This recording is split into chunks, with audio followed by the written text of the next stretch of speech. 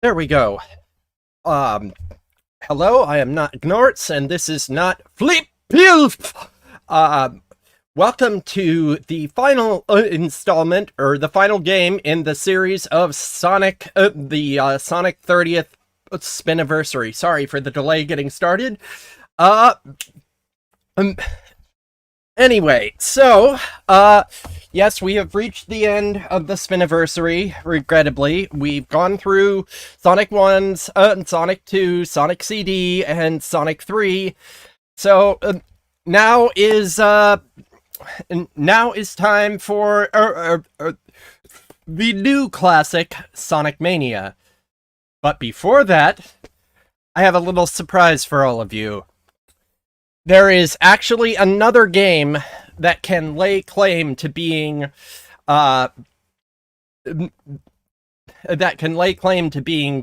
final game, the final classic-style game of the Genesis era. And not many people have heard about it. Not many people have played it for understandable reasons. It's never been ported. And, you know, not many, the people who have played it generally are in agreement that, you know, it's not great, but it is a fascinating look at what the future of the series could have been. So, therefore, I present to you all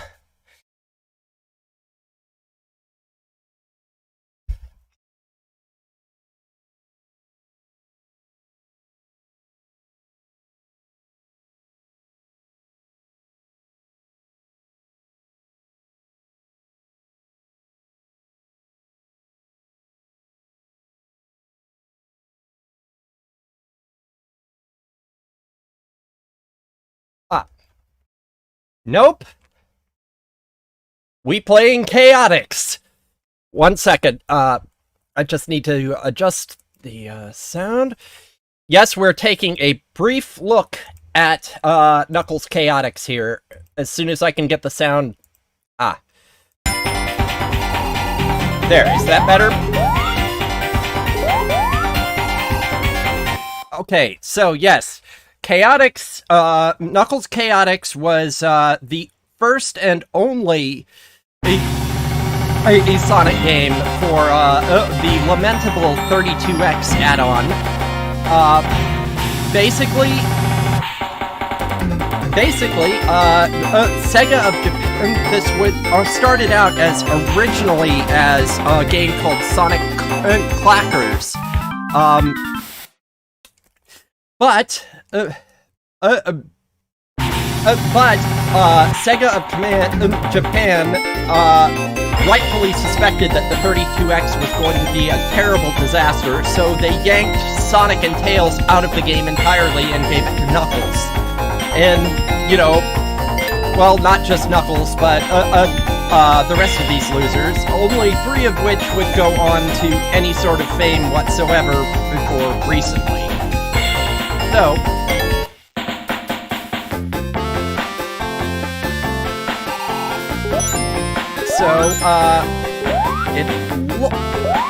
yes, I know you probably knew about it, but have you ever seen it played at length?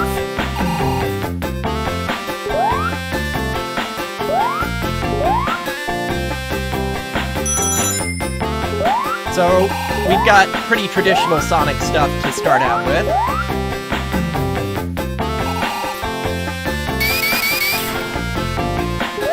We've got,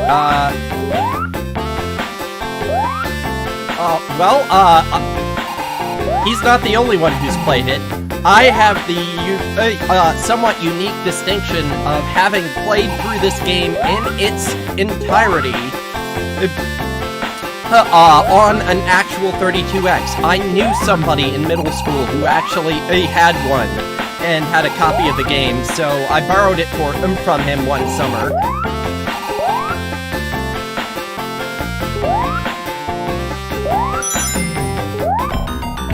Okay, so far, so unremarkable. Hello, SBO. And now there's this. Okay, so for the entire game, you're going to be tethered to a partner by essentially a ring rubber band.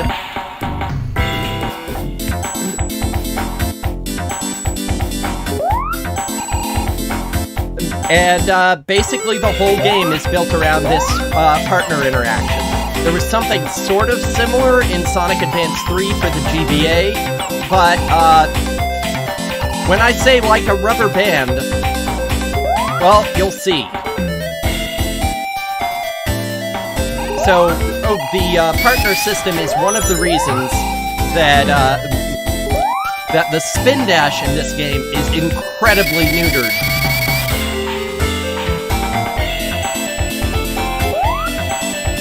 Yeah, it's most of the time it's not even worth bothering. So, your controls are basically the B button does partner stuff, the C button is your traditional jump button, and the A button will call your partner back to you if they get stuck, which will happen often. But the call button costs 10 rings per use.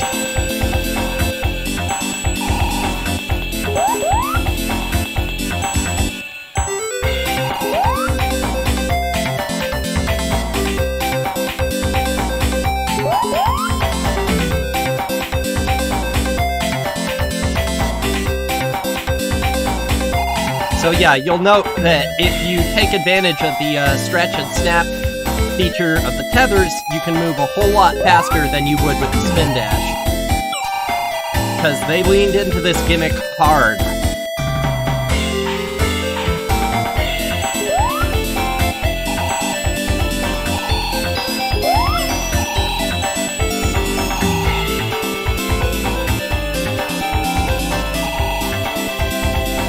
Oh yes, it's very awkward.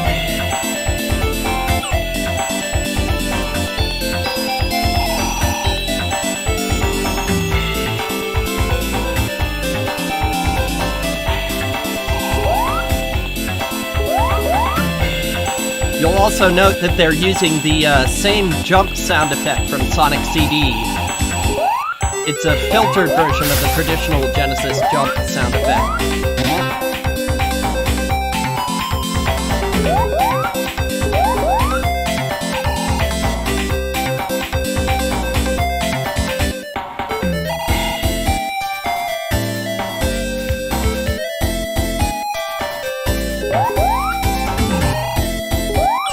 So yeah, they make you go through 5 practice stages before you start the game proper, and that's pretty much a necessity with this, because the mechanics do take a lot of getting used to.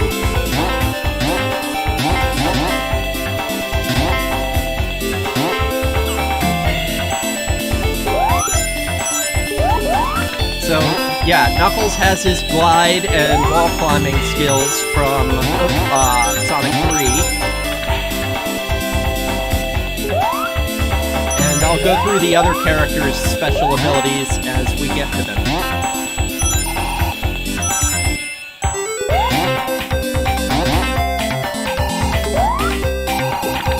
Okay, so the item box I just popped there is a growth gem.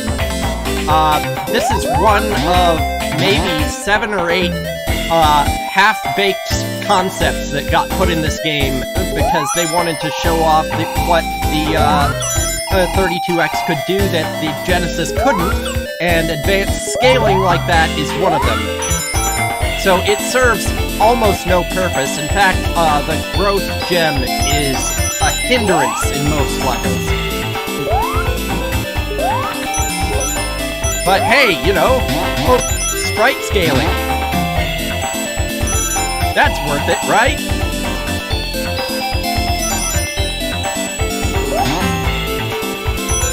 You'll also note that that SBO flashes different colors whenever he stays still for more than a few seconds.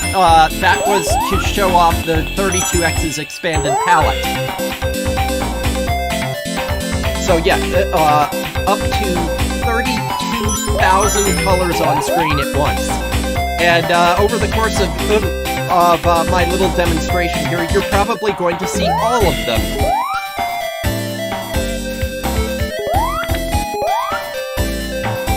Well, it's not incredibly unfun once you get used to it, but, you know, nobody's crying out for a revival of Chaotix-style game mechanics, let me tell you that much.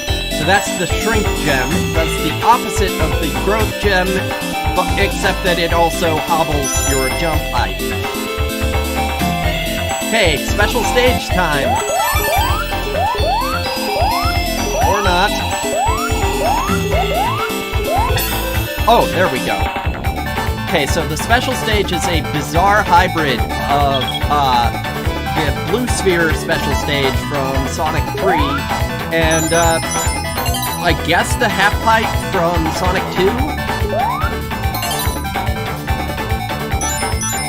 But yeah, look, polygons. These were very impressive for Genesis hardware back in 1995.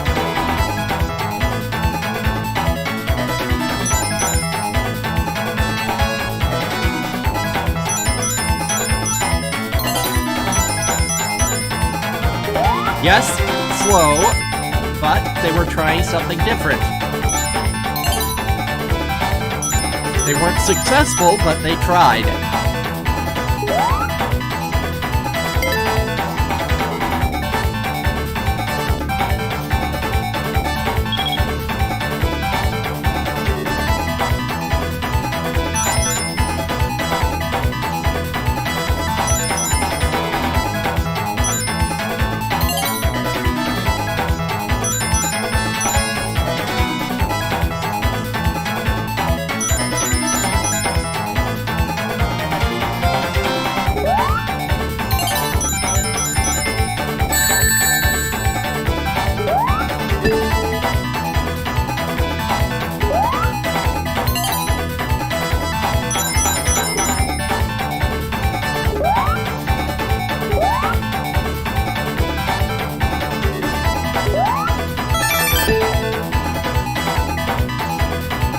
There we go, we have picked up not a Chaos Emerald,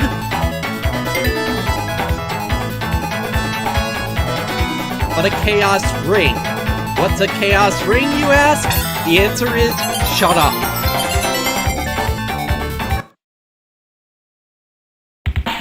Alright, so now we've got the player select screen. So we've got Knuckles, you already saw him.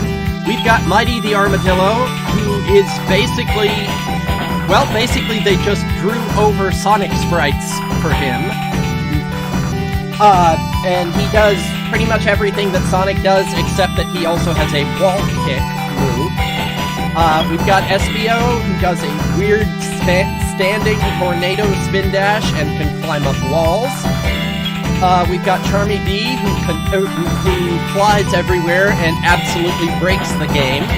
And we've got Vector, who has an 8-way dash, or 8-way mid-air dash, and can also climb walls.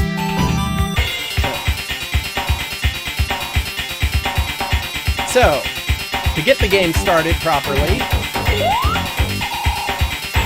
first you have to go through the combi catcher. It's a UFO crane game where you pick your partner for the next level. That's semi-random. You'll also notice there are 2 extra partners in there that are not normally available. Those would be the robots Heavy and Bomb. And both of them are basically designed to be joke characters. Heavy is extremely slow and extremely heavy and basically cannot be harmed in any way. And Bomb explodes whenever he takes damage, which also damages the player character. You also pick the stage at random.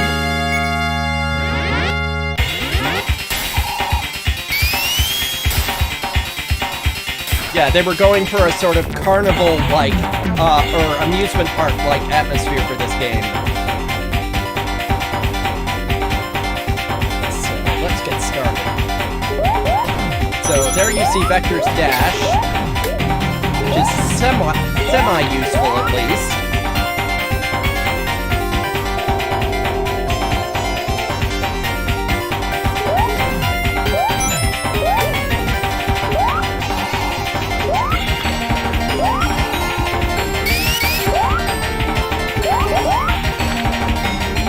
And you see how when he dashes straight at a wall, he sticks.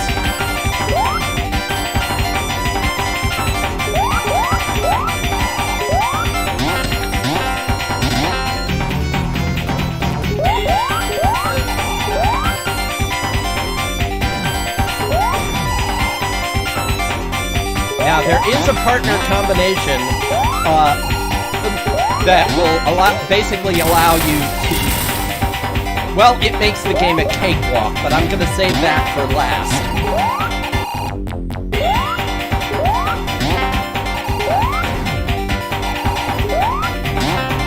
Yeah, you'll notice that the levels are very sparse compared to the usual Sonic stuff. That's because they rushed this game out to meet the 32X's launch. I'm sure you're shocked.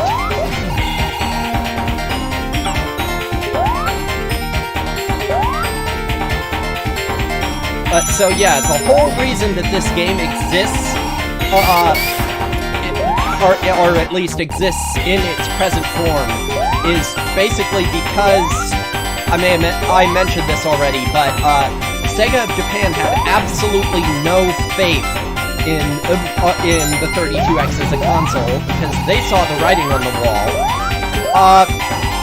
Sega of America, due to the ongoing Cold War between the divisions, was not aware that the Saturn would be coming would be releasing, as soon as it was. So they thought that the 32X would be getting adequate support.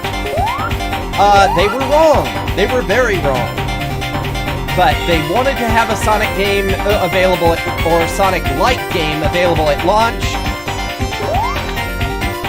So this is what we got.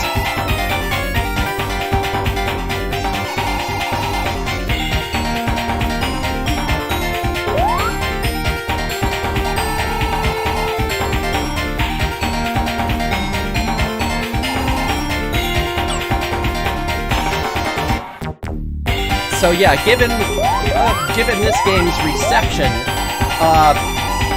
and how few people have actually played it, it was, you can understand how it was a big surprise when the Chaotix actually showed up again in Sonic Heroes, albeit in revamped form. And without Mighty. Poor Mighty had to go into the rejected, forgotten characters bin until Sonic Mania Plus. Interestingly enough, though, the only characters in this game that were actually introduced here are SBO, Heavy, and Bob. Vector was actually going to appear in the sound test alongside other band members in the first game, in Sonic 1, and Charmy comes from one of, I think, the second official Sonic manga, which never saw release outside Japan. And Mighty is one of the 3 playable characters from the arcade game Sega Sonic the Hedgehog, which also never left Japan. So the 3rd playable character in that one was the even more neglected Ray the Flying Squirrel.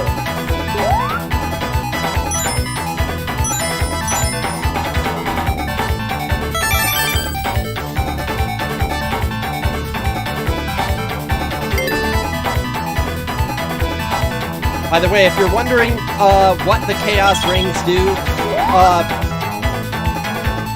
no, they did not have a moose, at least not yet. Sega's not that desperate yet.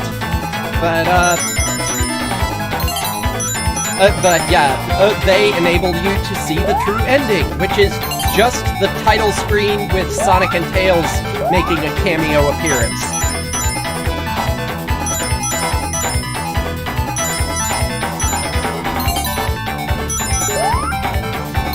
Well, yes. But I'm not playing this game because it's good. I'm playing it because it's a bizarre curiosity. There's nothing else like this. For understandable reasons. The only thing that comes close is like the partner system for Sonic Advance 3, like I said.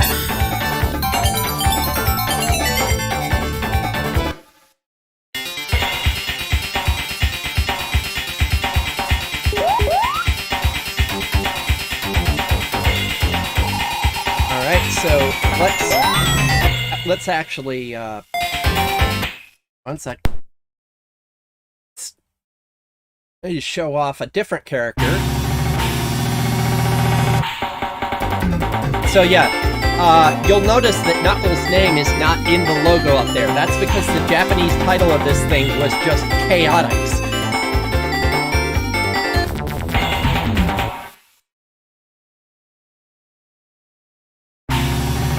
So yeah, Knuckles didn't even get that much in the Japanese version.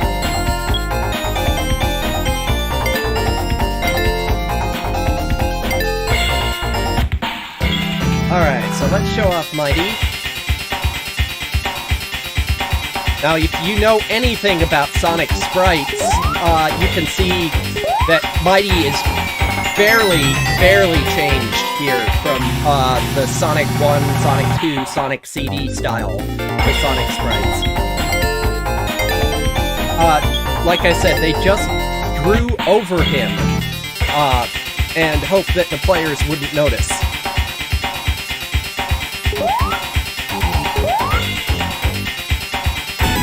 There are a few original Mighty sprites here and there, but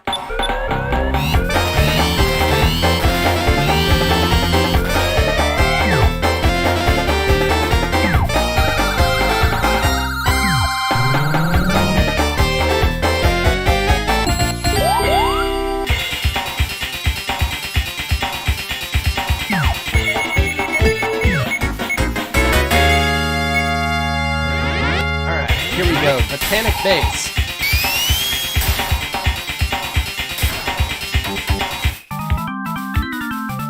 So no, I'm not running through the whole game tonight. I just want to give you a brief look at what it has to offer, so that you can appreciate this little-known facet of Sonic history.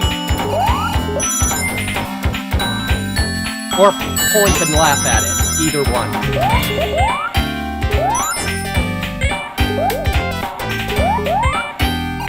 Yeah, in fact, I remember that when the first preview pictures of this game came out, the game magazines at the time were all wondering why Sonic had red hair.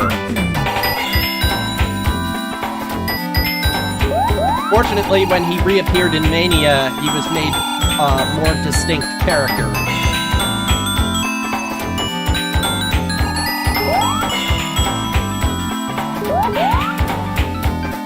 No, that would be Shadow.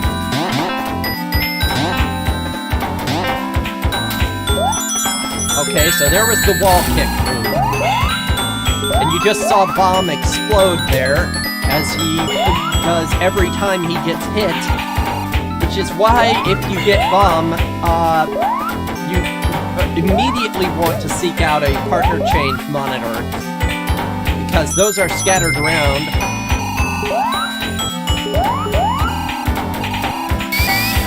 Just a matter of finding one.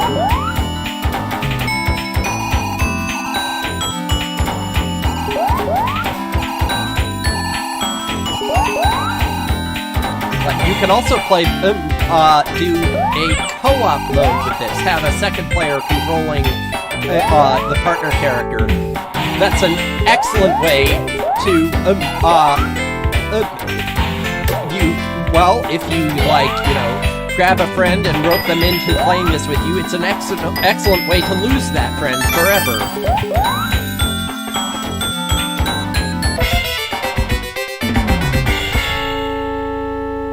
You'll also notice that the acts, or levels, are very short.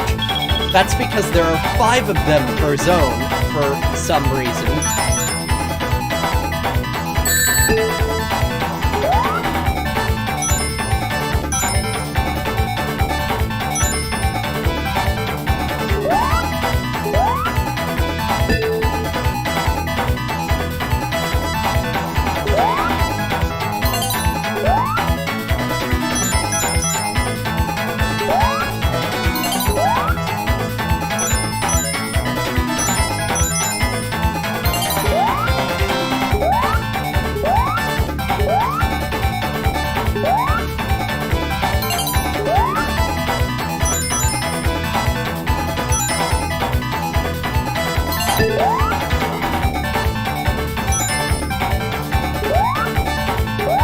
I will give it credit. This isn't the worst special stage in the franchise. Believe it or not. Some of the Game Gear ones, like especially in Sonic Blast, were wretchedly awful. Not too fond of the one in Sonic Rush Adventure either. And of course there's the Sonic Heroes special stage, about which the less is said the better.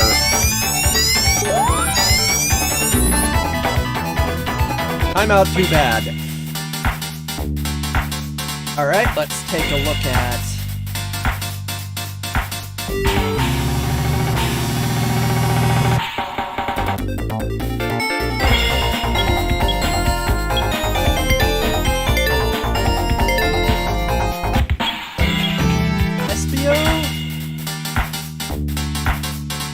And we'll save Charmy for last.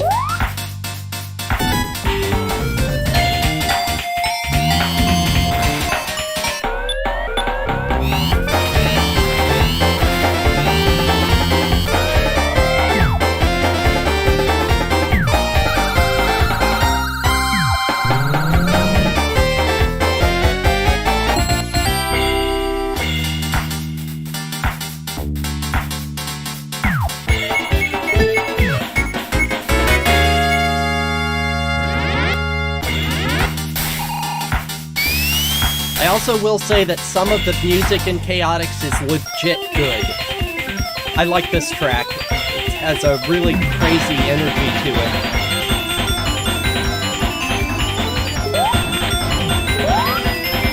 So yeah, with SPO, if you jump at a wall and hit the jump button, you stick and you can run up and down. So it's a lot faster than Vector or Knuckles' climbing abilities.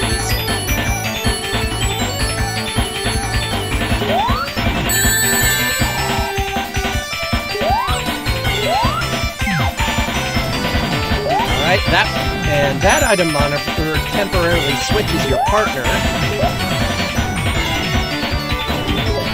So you can see that, oh, there's Heavy.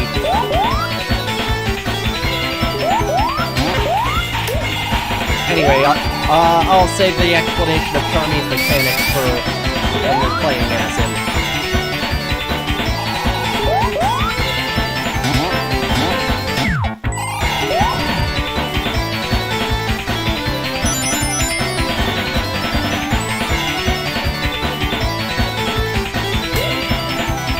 So yeah, since none of the characters are particularly great outside of Charmy, and I'll explain that, SBO is probably the best one by default, just because he has the most utility.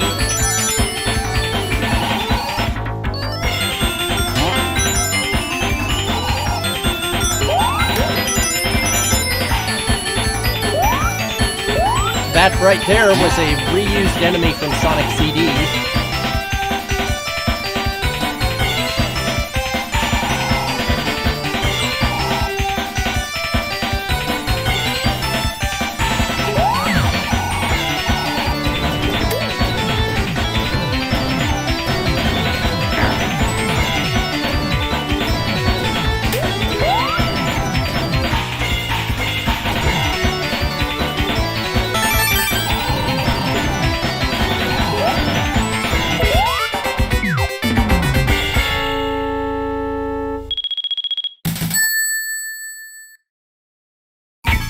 You'll also notice that there are no lives in this game.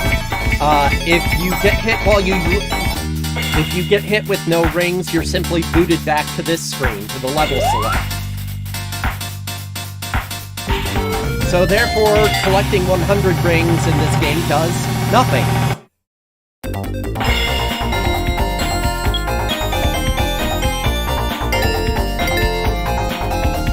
Alright, so last and least is Charmy B. And Charmy has unlimited flight with... Oh, shoot. 1 sec.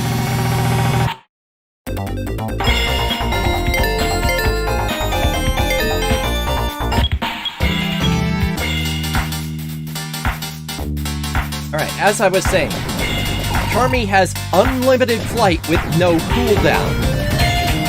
He also has a really, really tiny hitbox, so if you're looking to just blaze through the game, Charmy's your guy.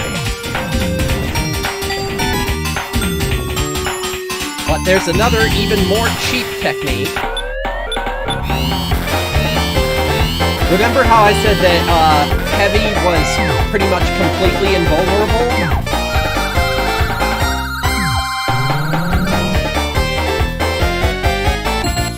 Well, if you attach a completely invulnerable robot to the end of an incredibly mobile bee with a tiny hitbox, you basically become a wrecking ball that tears through everything. Now, I do really like this level. It's really original. It has a fantastic music track. Oh, you'll also notice one other mechanic that got underused is that there is a time system in this game. So right now it's sunset. There are about 5 different time periods that the game goes through. The zones will have minor differences, and the bosses will have different hit patterns depending on what time of day it is.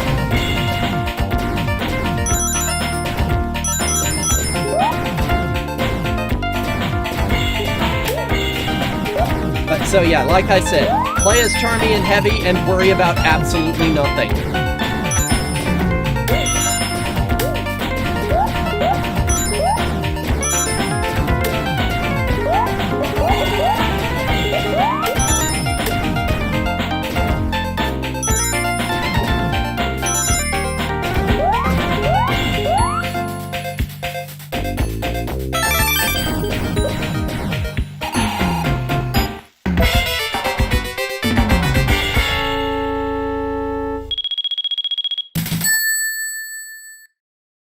There's also another bonus stage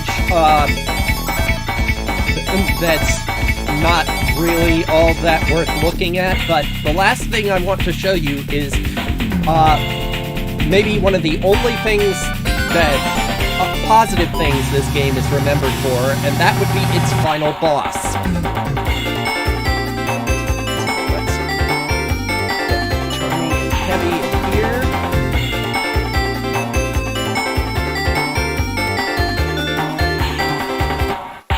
So, once you've cleared all 5 acts of each zone, you head back to level select.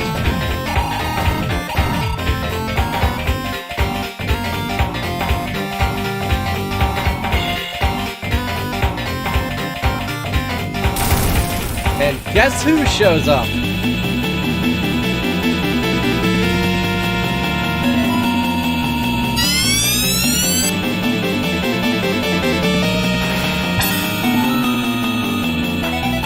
So the mechanics here are a bit interesting. It'll cycle through one of these 5 screens, and each screen has a different attack pattern. So what you want to do is try to get the cursor to land on the X.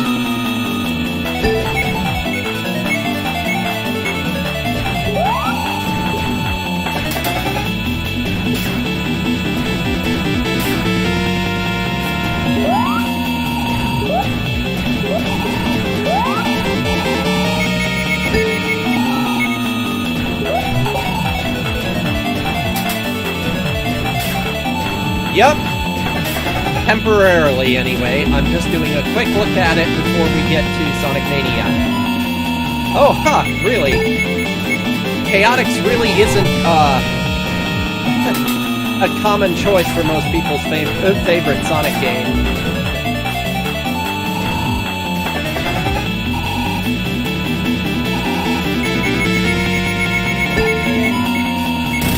Ah, there we go. So that's one down. And you'll note that the stage takes damage each time you hit the X.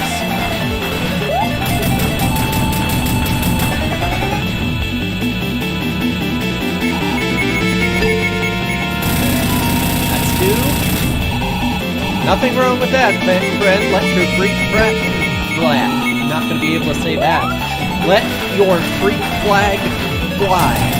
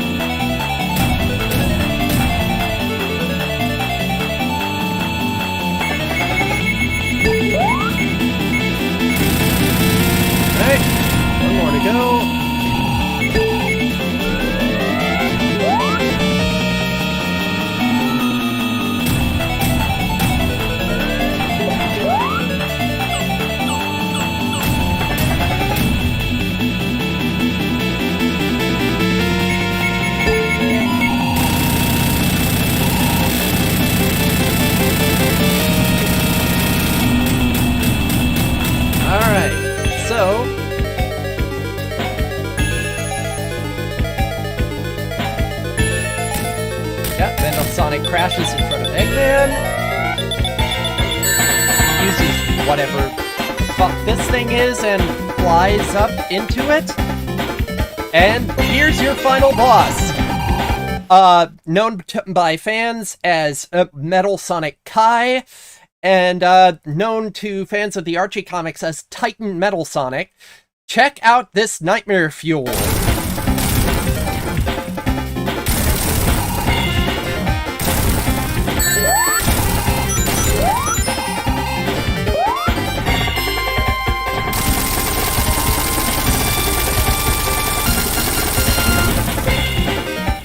So yeah, I don't know which of the endings we're going to be getting since I don't have the Chaos Rings in this save file, but the bad ending of the game, which you get if you don't have all of the Chaos Rings, basically shows this thing hovering over a city that's completely in flames while creepy music plays. Yeah, exactly, like I said. I actually kind of hope that it shows us the bad ending because, you know, like I said earlier, the good ending is just the title screen with Sonic and Tails.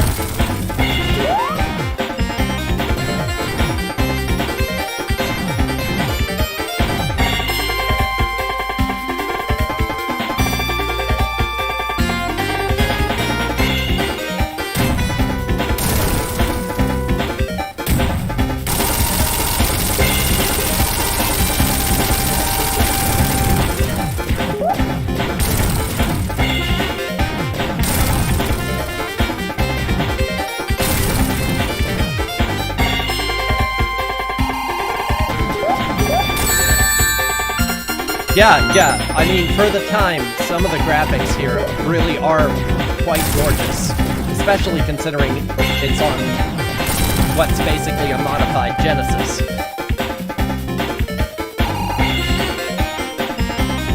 And yes, this boss kicks ass, even if it is a little too easy.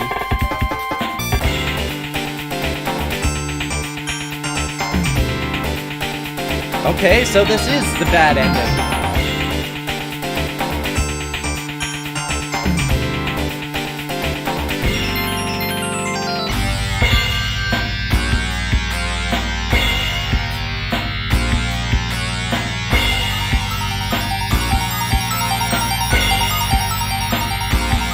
True.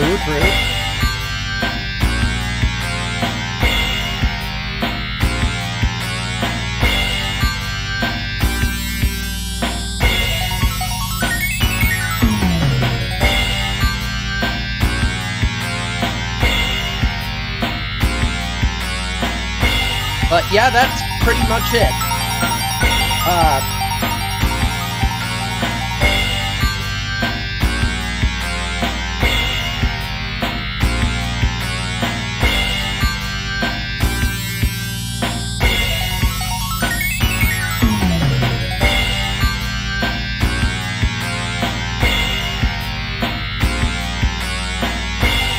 So yeah, if you're wondering if there's anything after this, well, there isn't.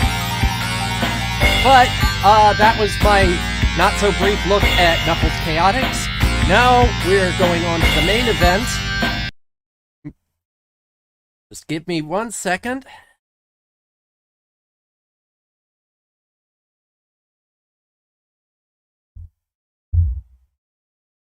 Sega!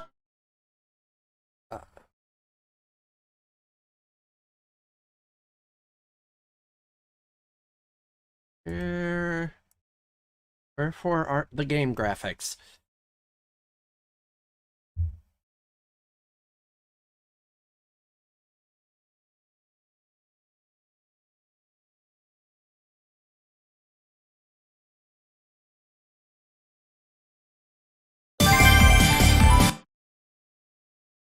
One second.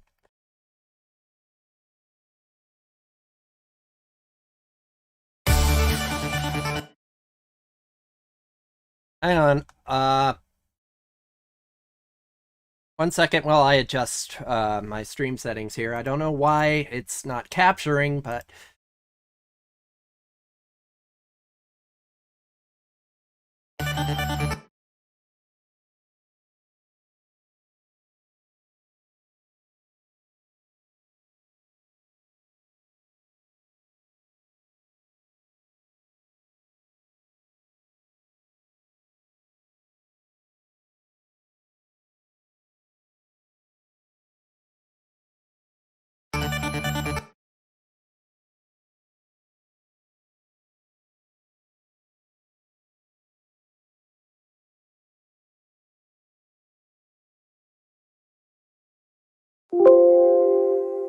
Yeah, the only problem is if I go to my away screen, I won't be able to adjust my stuff on the main scene.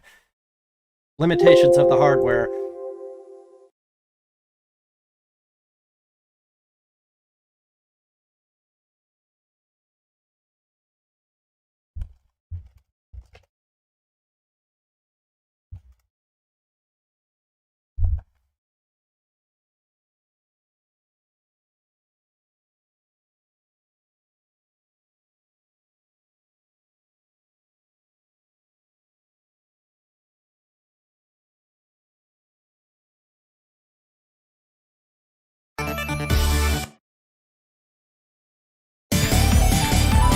Ah, there we go.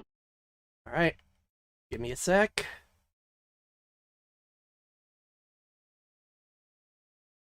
Boy, that was a frame to pause on. Look at that.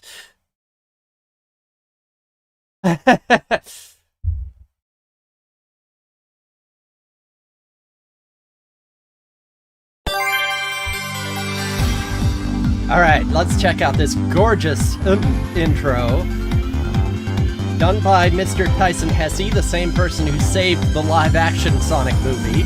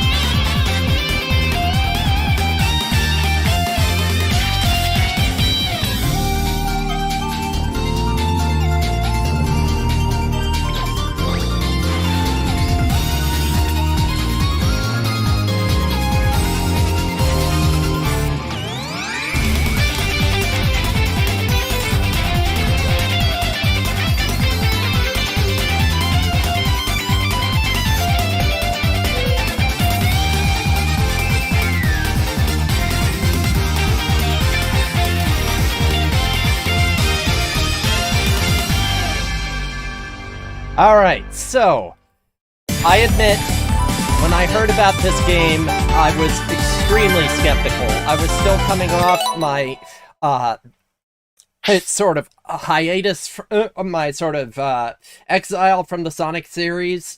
And, you know, despite how good it looked, you know, Sonic had hurt me so many times by that point that, you know, I still wasn't sure about it. But then I started hearing from people saying that the game was perfect. That, you know, it was exactly the sort of Sonic game that should have come out years ago. And so I decided to give it a shot. And I can confirm, this game is pretty much perfection. About the only things that I would change about it are adding a little bit more unique content to the Knuckles campaign and getting in the classic Sonic music from 1 and 2. That's like the title music. Everything else is just gorgeous. The music, the sound, the level design, everything. So, we're starting a new game here with Sonic and Tails. I will also take a look at Ray and Mighty, probably when I finish the Sonic and Tails campaign. So we're starting out with a somewhat familiar scene here. Only it looks much better now.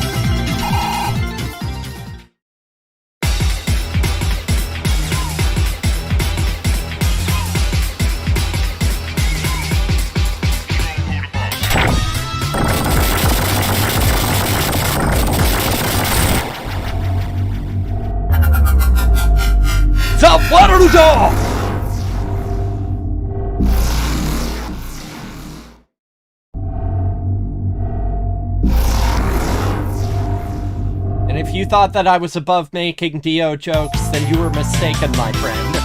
Kono Dio da!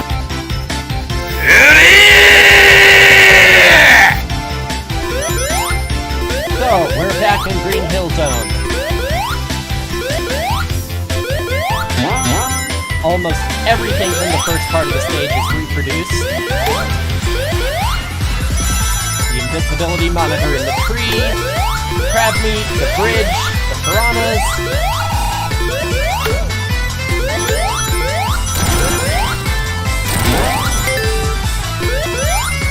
So, if you tag a lamppost, guess what? It's back!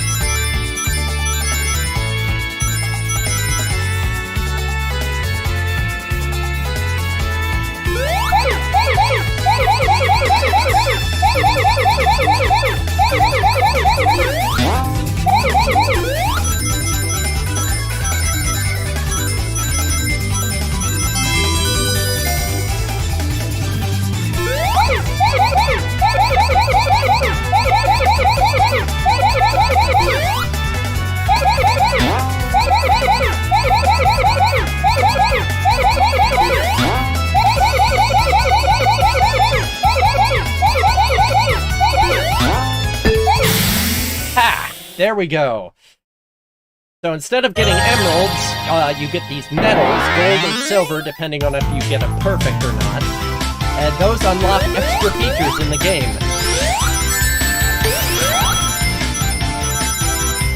So the shields from Sonic 3 are present and accounted for, as are the special shield abilities. And that's going to come in handy in this classic section.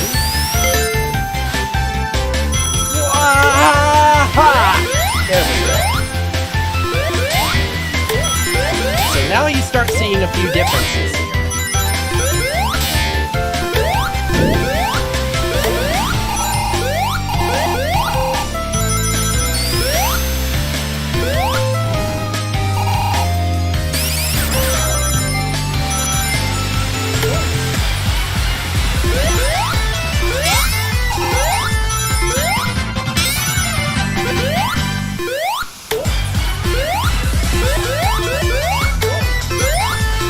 so the actual special stage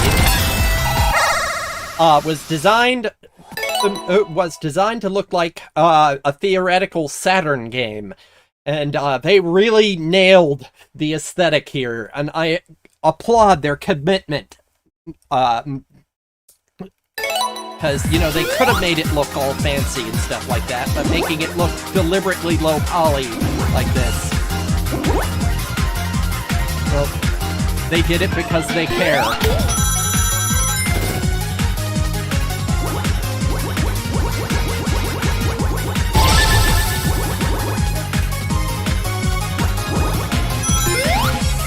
But yeah, this game was made by people who love the Sonic franchise, and more specifically the classic games, far more than you and I ever will.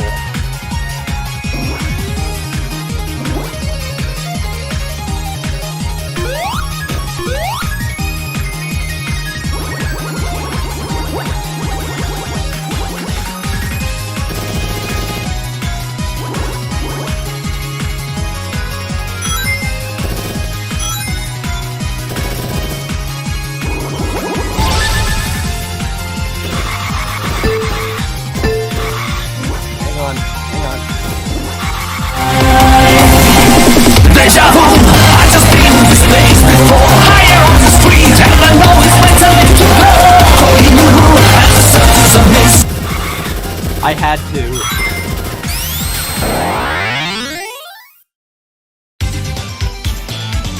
I've had that button waiting all this time, specifically for when I played this stage.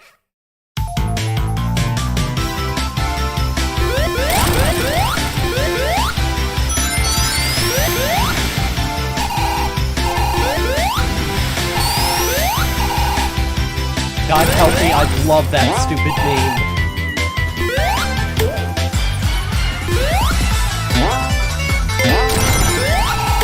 Alright, mini-boss time.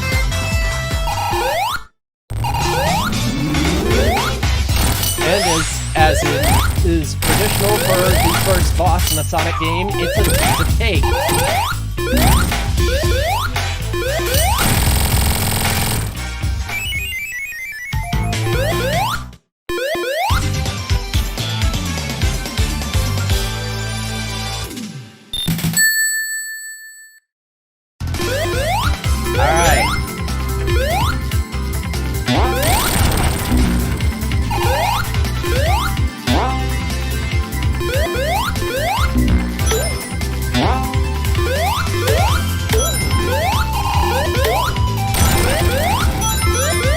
Alright, so, they also added a few extra utilities to the shields in this version. Or, wait. I guess it's the other version.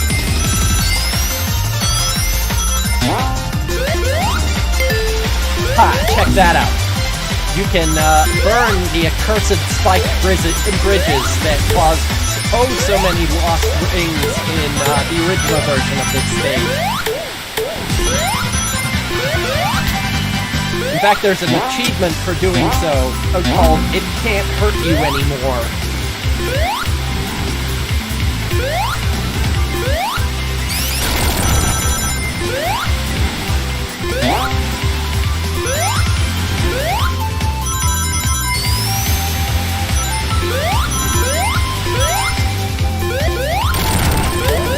Actually, I'm gonna restart this stage. I think I missed a special ring.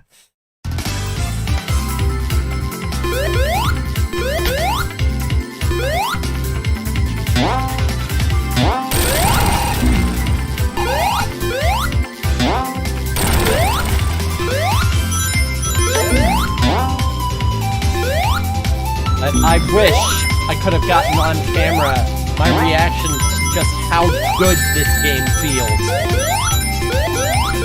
I mean, the engine and the physics are perfect.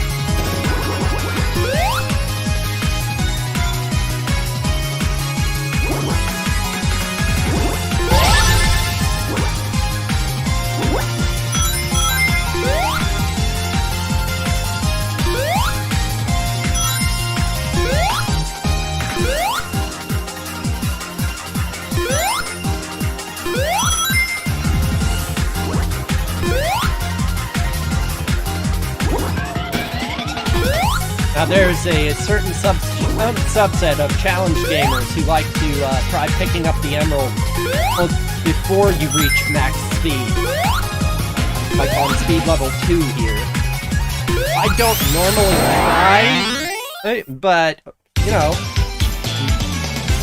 when you can do it, it's worth a couple bragging points.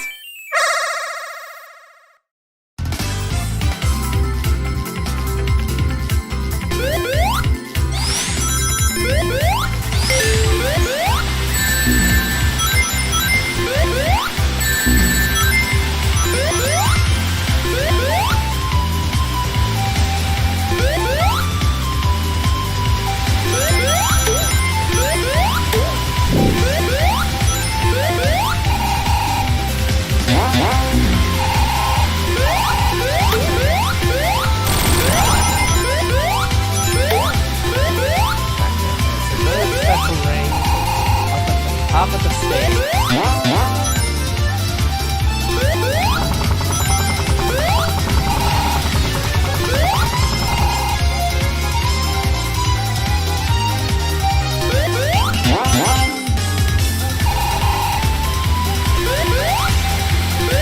It's difficult to do that while we have the shield.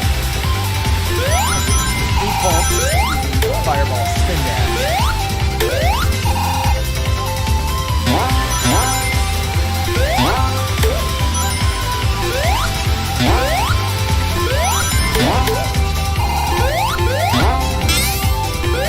Well, that solves that problem, doesn't it?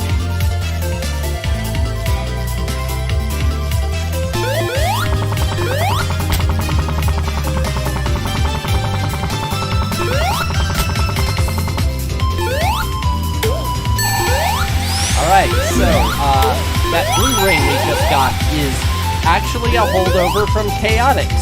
It's called a combi ring, and it makes it so that if you lose your rings, they come out as like 5 or 6 giant rings that are worth 20 each, instead of, you know, 20 single rings.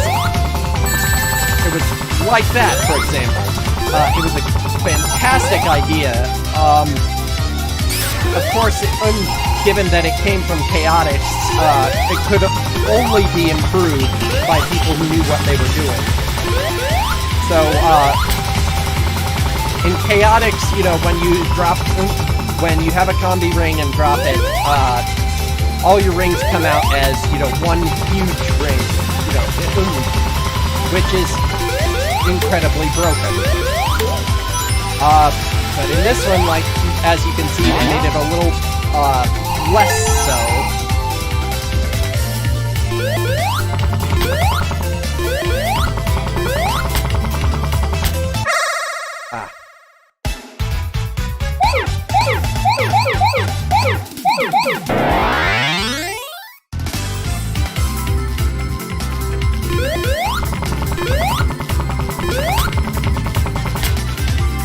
Fails? I swear to God. There we go.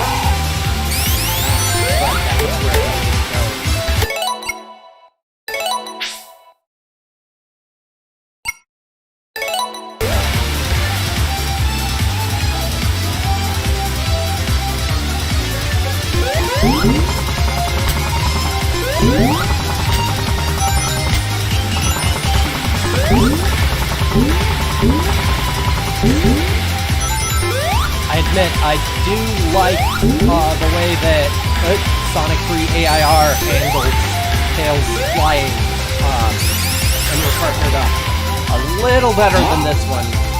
I much prefer, you know, just holding a direction in order to ascend or whatever instead of just rapidly tapping the button. That's just me.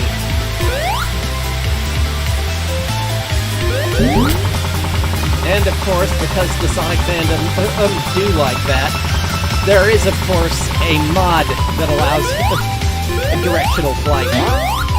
Because there are mods for everything in every Sonic game.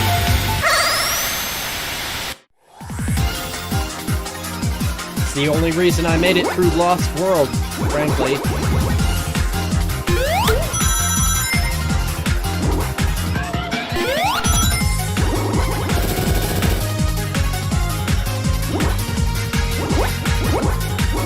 So here's a fun fact. Technically, Sonic Team does not exist right now.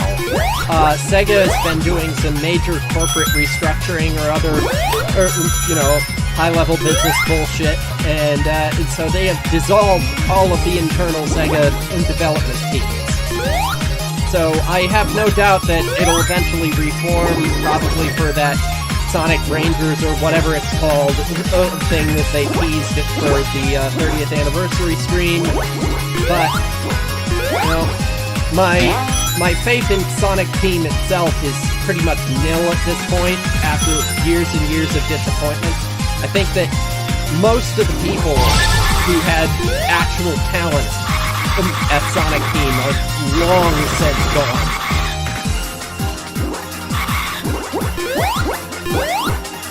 I mean, apparently, like, the people who made this game, Christian Whitehead and his team, offered to do more, or to do more Sonic games, because this one sold, incredibly well, and Sega, for some reason, said no. Drake thinks it's because they were shamed by the fact that, a bunch of fanboys did the game that Sonic Team couldn't. Or that they couldn't get right for, however many years. I'm not so sure, but...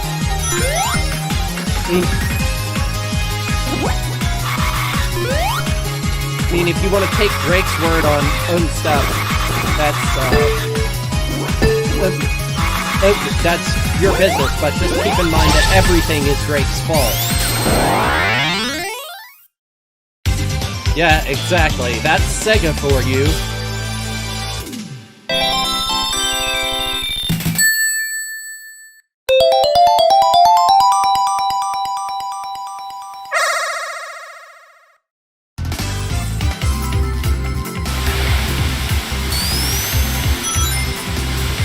Alright. First proper boss time. And hello! Yup, it's the Death Egg robot from Sonic 2.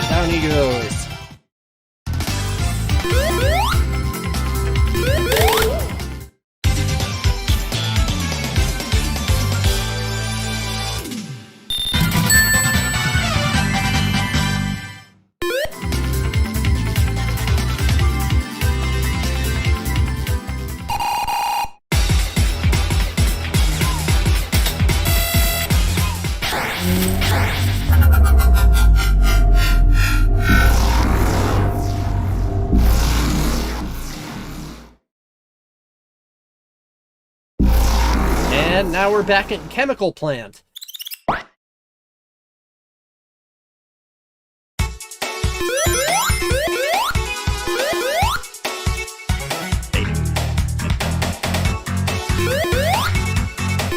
Fucking baseline.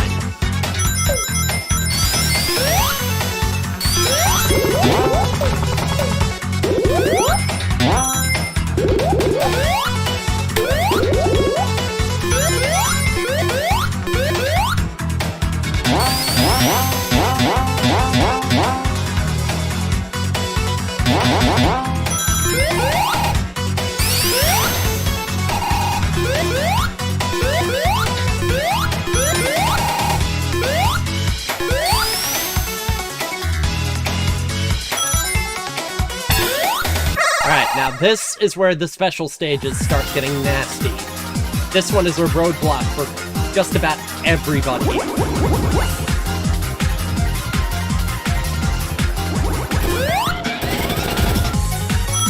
Funny enough,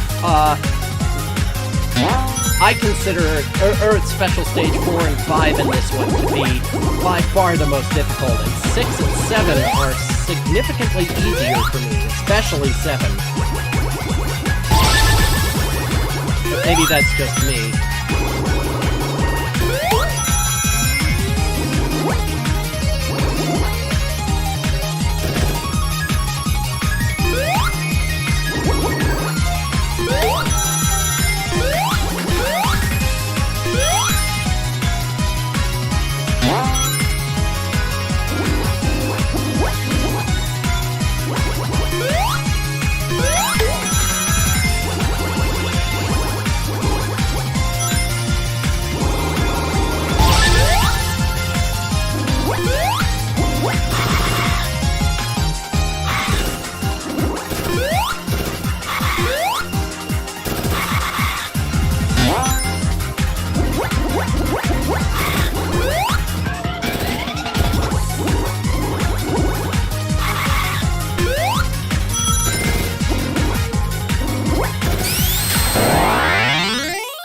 There we go.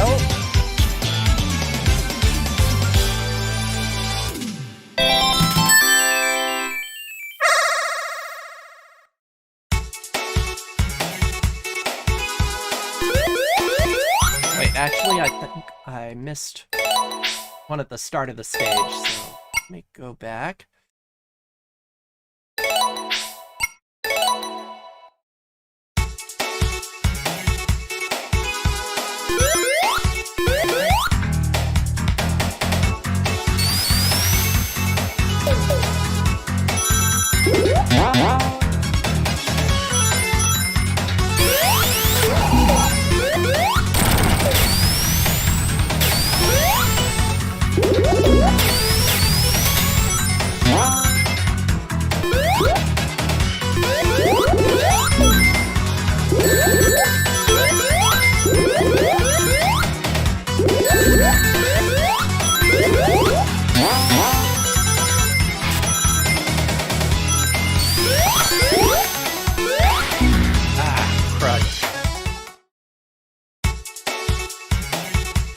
Dreaded floating bricks.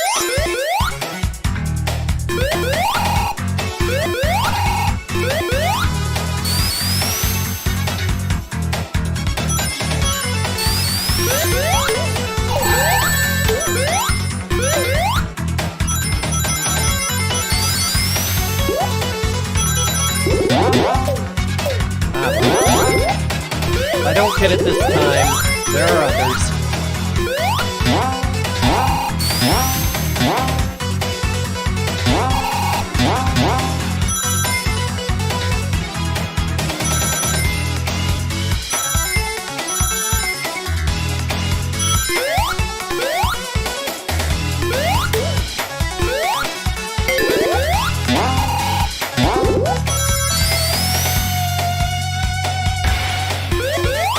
And now it's this part.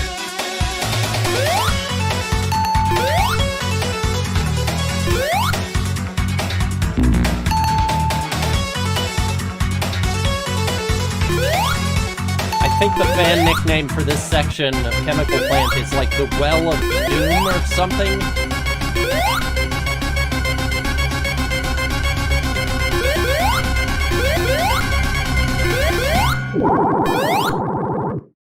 For reasons that should be apparent.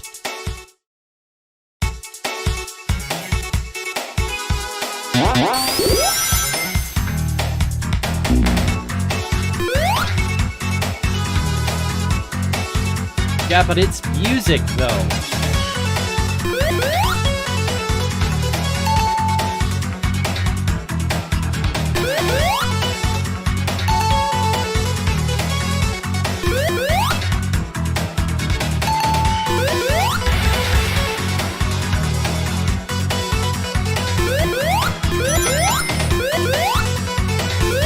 Just takes patience.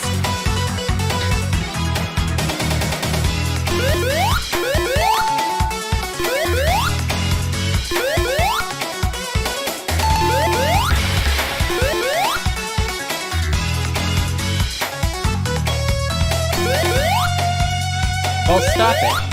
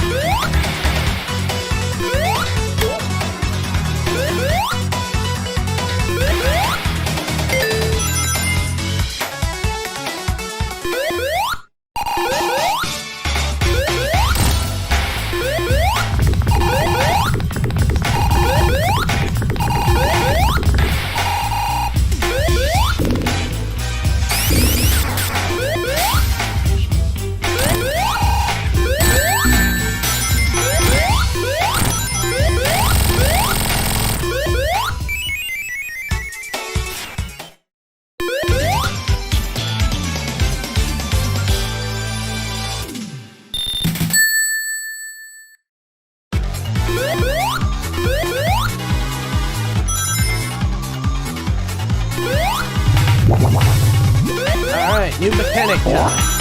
Bouncy goo.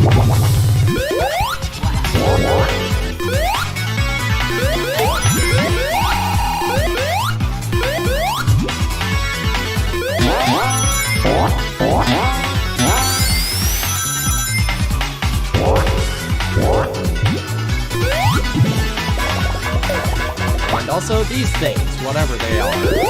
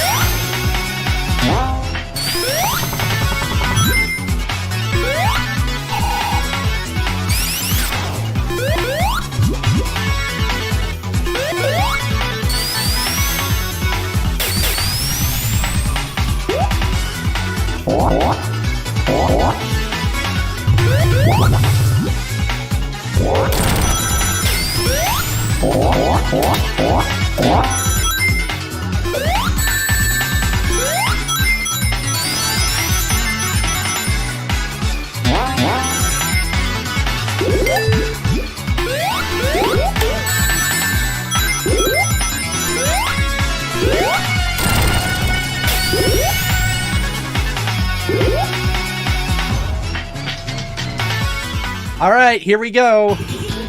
One of Sonic Mania's many delightful little surprises. The boss for Chemical Plant Zone is Puyo Puyo. Or if you're a longtime fan, Dr. Robotnik's Mean Bean Machine.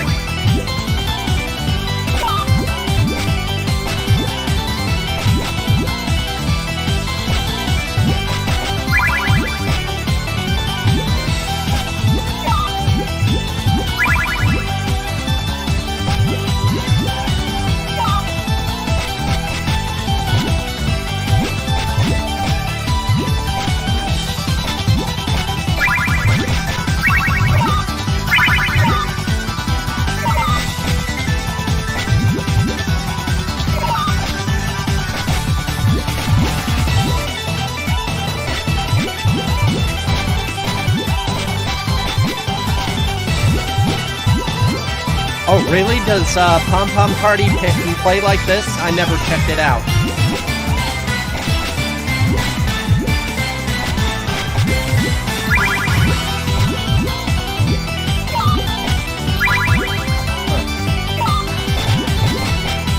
Well, it's a good formula.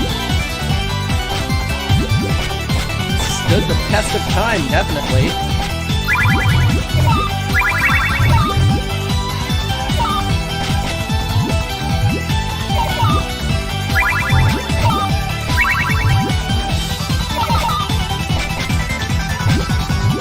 Yep.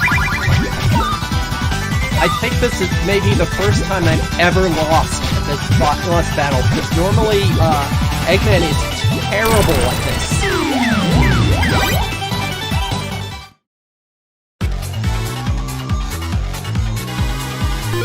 But then again, I've never really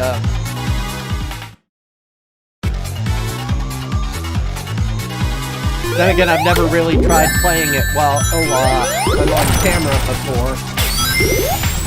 Sort of have to divide my focus a bit.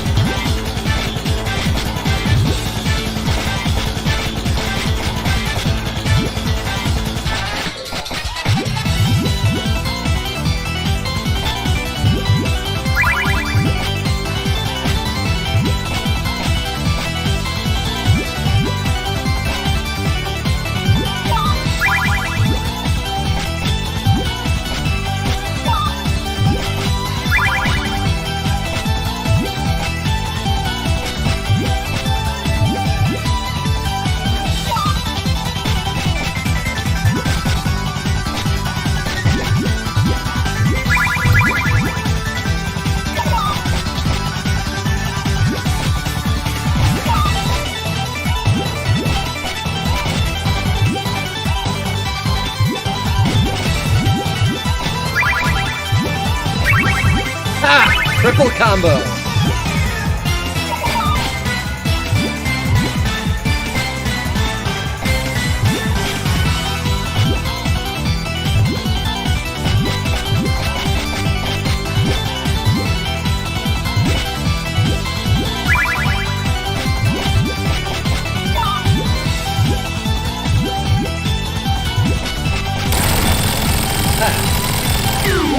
There you go.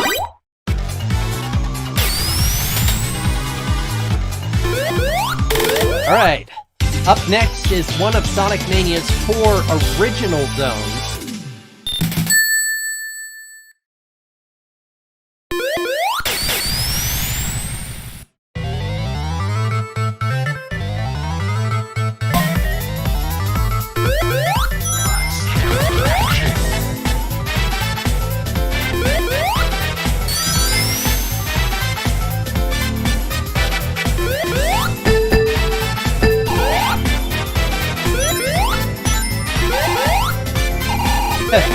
So you see that neon sign there that says lock-on technology, one of the many, many fandom in-jokes, or Sonic in-jokes that this game features.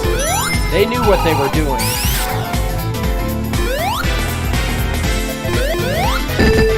I think another one says blast processing, and there's one that says welcome to the next level.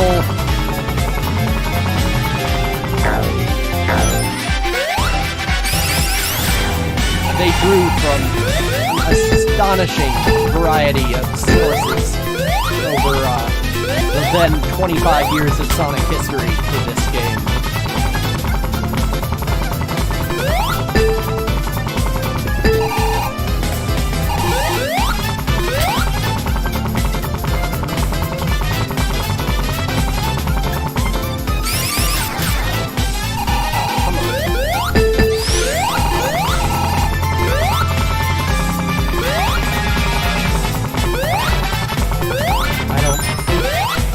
I am frankly ashamed that I used to think Family Guy was funny. I'd really like to just wipe it from my brain entirely.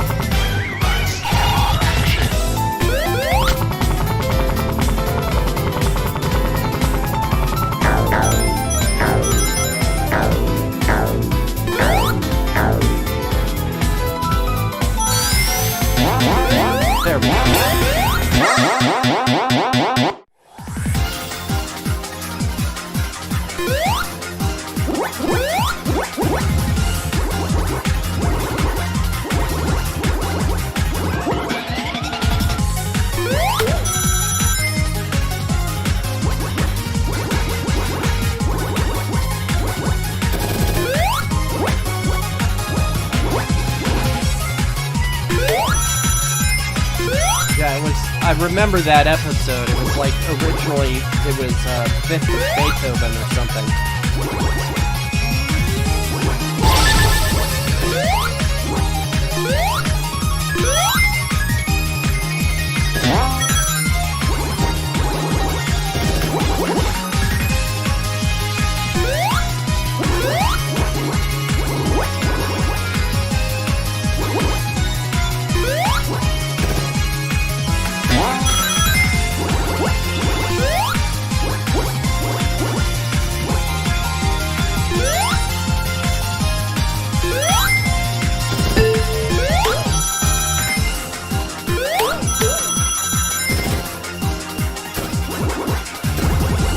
I don't know. I think Extreme may have been a bad idea from the inception. You know, like if they had made something like this for the Saturn, things would have turned out much differently. You know, by this I mean Sonic Mania in general. You know, 2D detailed sprites.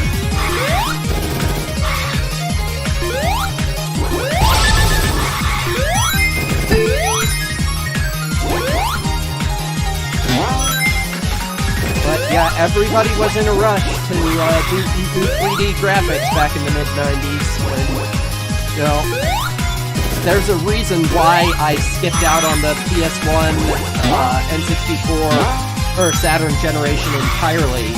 I mean, basically none of that stuff has aged particularly well outside of Ocarina of Time, you know, Metal Gear Solid, the real highlights of that generation.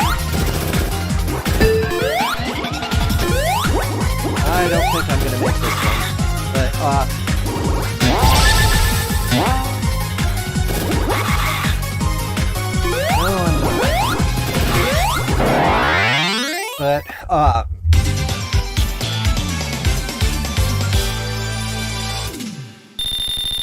yeah, and, you know, a bad 2D game, I mean, for the most part, is way less painful than a bad 3D game.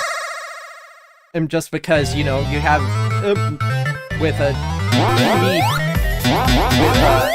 2D plane, so there's certain fundamentals that it's hard to screw up. But if, you know, the movement or the camera in a 3D game is bad, then it's gonna be some degree of unplayable.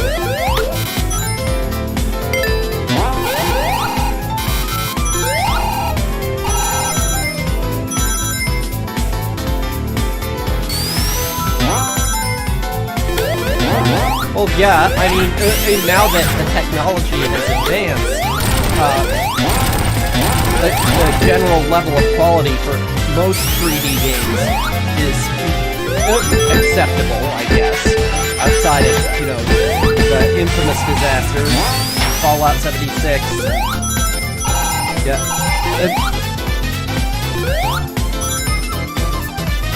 But yeah, I just mean that the early 3D stuff, a lot of the PS1 stuff and N64 stuff, didn't just look, well, it didn't just play badly, it looked badly. It was difficult to look at.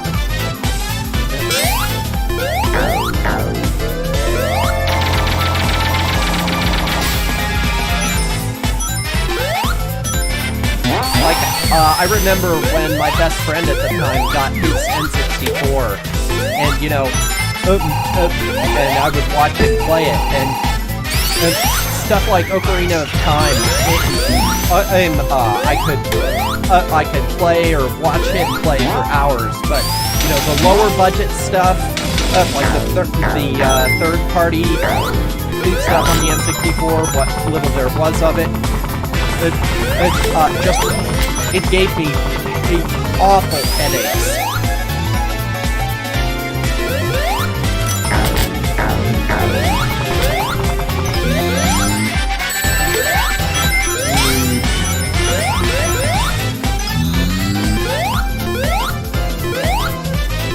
So yeah, my first 3D console, primarily 3D console, was the Dreamcast. By then, I felt that the technology had progressed enough that it was really worth investing in. And of course, I was a die-hard Sega fanboy, so of course I was going to get the Dreamcast.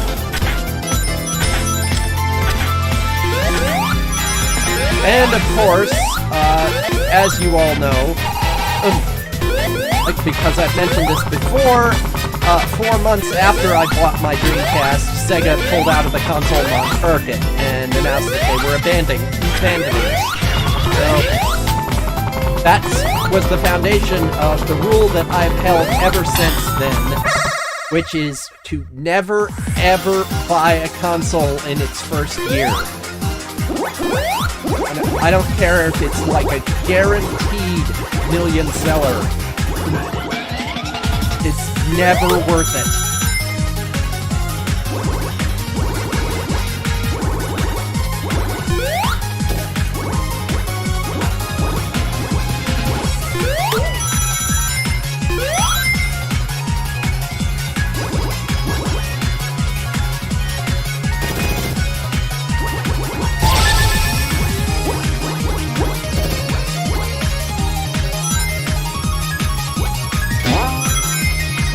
Granted, the major consoles these days don't really fail like the ones in the 90s and early 2000s did.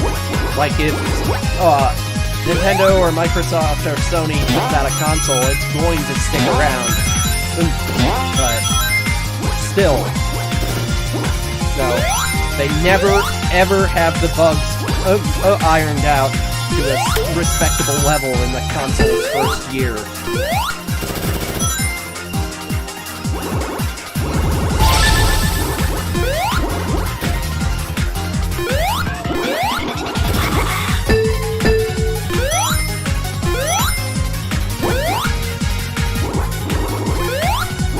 Frankly, I don't know when or if I'm going to get another console. People have asked me if I want a Switch, and the answer is yes, but I just don't think it's worth spending $200 or $250 or $300 on something that I'm not even sure I'm going to use that often. Like, if I got a Switch for free, absolutely, I would buy Smash and Breath of the Wild and Mario Odyssey and whatever else. But I'm just afraid that if I shell out for a Switch, the same thing is going to happen that happened with my PS4, in that I'm going to buy maybe half a dozen games for it, and then it's just going to collect dust.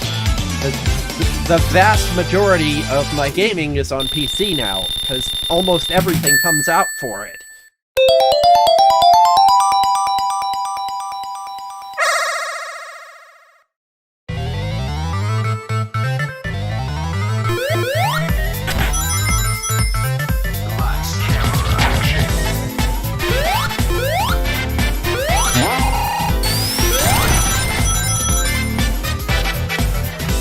Yeah, and it's not even that I don't like my PS4. I love it. I think it's a great system. There are great games for it. I just don't feel like, you know, buying PS4 games that I could just as easily get on Steam.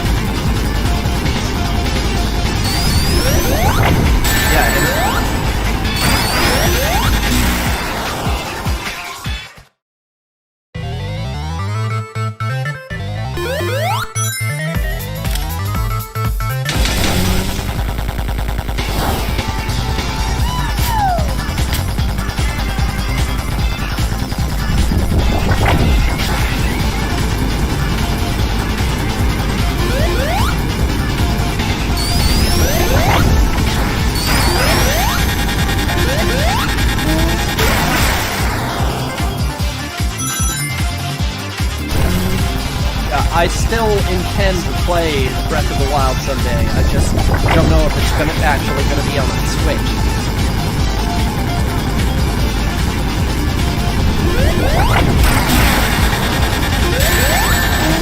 And yeah, I've heard Splatoon is great too.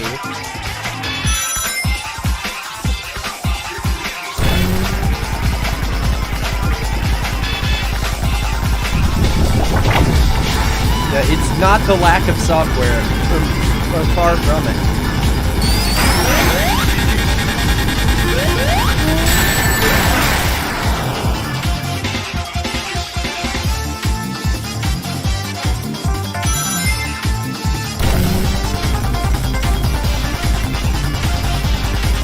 But the other thing that's preventing me from getting a Switch is, you know, yes, it's convenient that it's both a console and a handheld.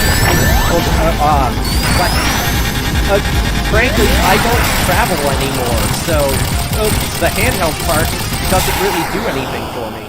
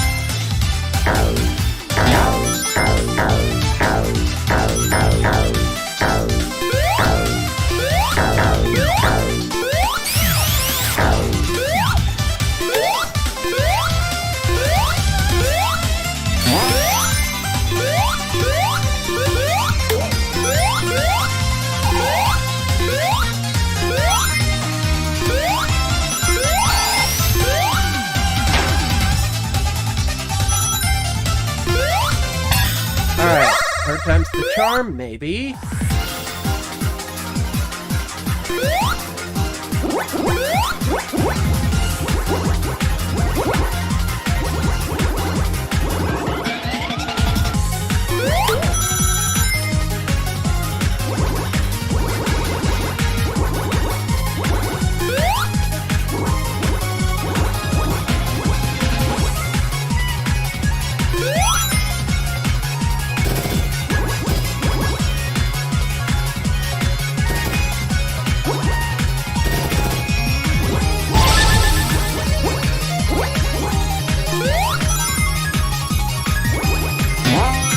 I'd run the flip, but I'm a little busy right now.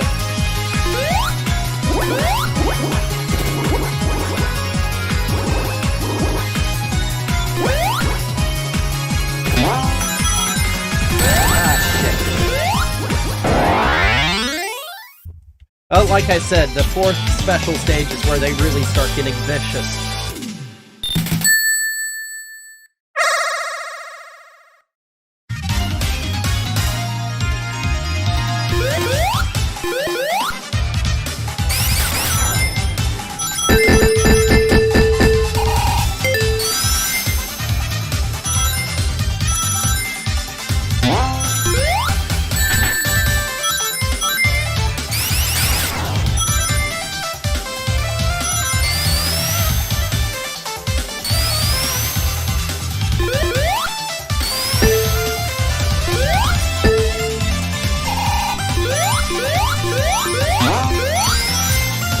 There we go.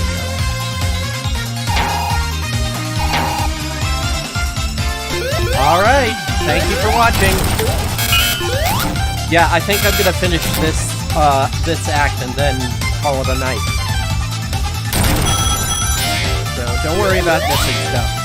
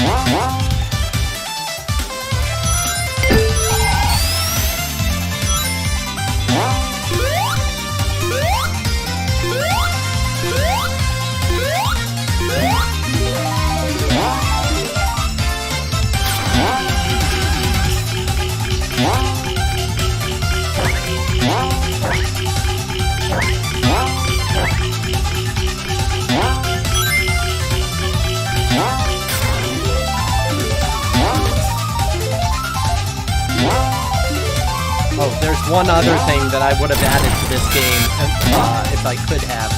I really, really wish Casino Night had been in here.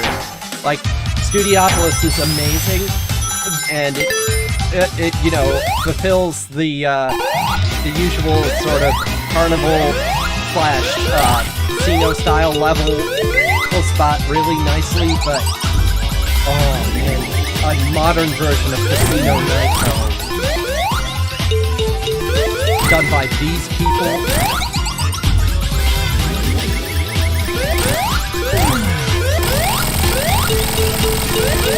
Okay, funny little inside joke here.